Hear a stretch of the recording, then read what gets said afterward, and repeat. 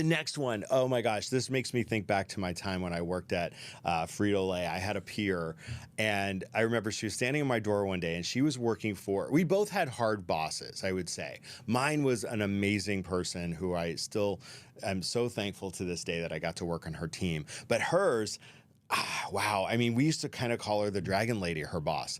And here's an example of why we say that, because this boss, and this is the next one on my list, is they didn't respect my friend's work-life boundaries. So here my friend is 8 months pregnant and was told to her face that her boss expected her to answer emails, anytime they would come in, even at midnight, and be available for phone calls at any time of the day or night. And, here's somebody who's preparing for the birth of their first child. I mean, all the things, right? And you're being told that you have to, answer emails. And if you don't answer that email, you miss that email, we're going to have a problem. We're going to talk about it. Oh, my God. I don't know how she lasted with that boss. And then, sadly, that boss...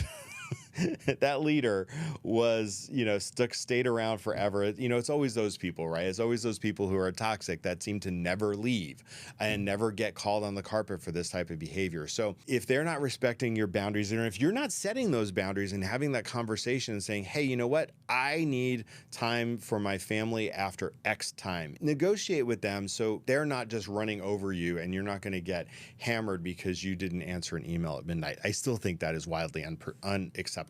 Your well-being matters. If they don't respect it, that's a problem. And unfortunately, they're probably not going to change. You're the one that's going to have to change. Again,